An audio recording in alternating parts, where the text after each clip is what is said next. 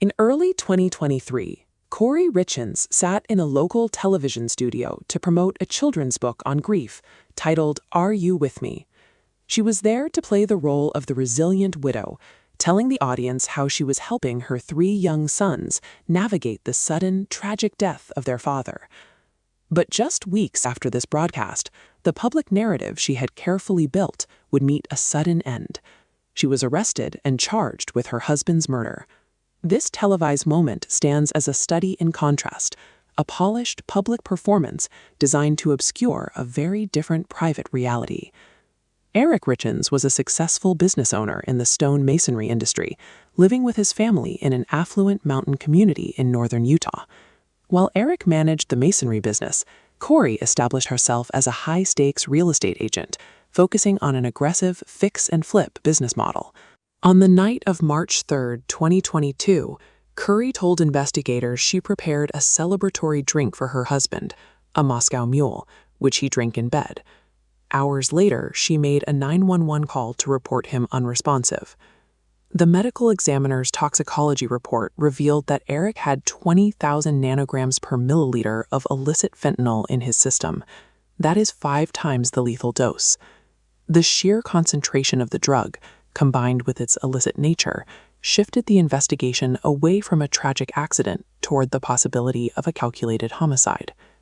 While Kouri projected an image of professional success, forensic accounting later revealed that her real estate enterprise was actually imploding. This chart tracks the debt load of Kouri Richins Realty. By March 2022, she was carrying approximately $7.5 million in total debt.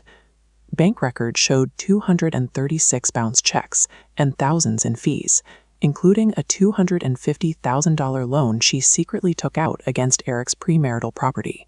She was trapped in a cycle of debt, making daily payments to multiple payday lenders just to keep her accounts from being frozen.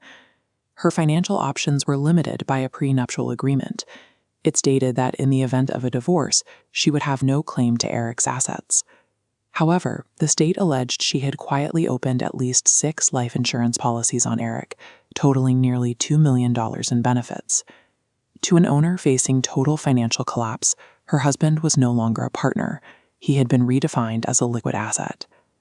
Investigators found that Kouri's commitment to the marriage was as fragile as her finances. During the months leading up to the murder, she was involved in a romantic affair. Text messages recovered from her phone showed she told her paramour she felt trapped, stating that in many ways it would be better if Eric was dead. This detachment even extended to the children's book she used to promote her image. Evidence at trial revealed she didn't write the text herself, but paid a ghostwriter to draft the manuscript. In a text to her brother, she described the book as practice to learn the publishing industry, clearing the way for what she called the big one, a lucrative dramatic memoir. Prosecutors argued these behaviors pointed toward a specific psychological pattern, the ability to treat human life and family trauma as commodities to be managed for profit. The state's timeline did not begin on the night Eric died. It began weeks earlier, on Valentine's Day, with what prosecutors described as a failed attempt. Kouri left a sandwich and a love note for Eric. After eating it, he broke out in hives and had to use his son's EpiPen to breathe. He later told a friend he suspected his wife was trying to poison him. On the night of March 3rd, Kouri claimed her alibi was simple. She told police she was in her son's bedroom all night and had left her phone in her own room to charge. Digital forensics contradicted her. Data logs showed her phone was being unlocked and moved throughout the house during the same period she claimed to be away from it. The evidence suggested that this was not a crime of impulse, but a practiced and premeditated operation. During a search of the Richins' home, deputies discovered a second iPhone, a hidden device Kouri had kept in her bedside drawer.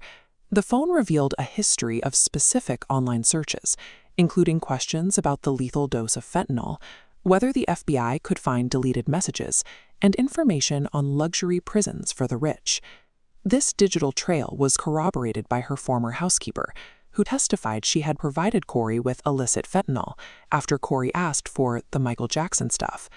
Even while in custody, Kouri's efforts to manage the story continued. Deputies found a handwritten document in her cell that became known as the Walk the Dog letter. The letter contained instructions for her family, asking them to provide testimony that would link Eric's death to a fabricated drug ring in Mexico. Her persistent need to control the narrative ultimately provided the physical evidence necessary to secure a conviction. The trial in Park City brought together the state's case, a massive archive of financial records, toxicological data, and digital footprints.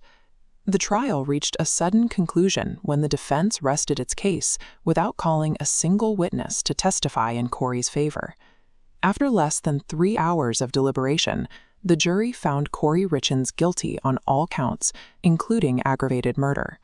The documented trail of digital and financial records ultimately overrode the public image she had spent over a year constructing. The case of Kouri Richins remains a study in the intersection of extreme financial pressure and a profound lack of empathy.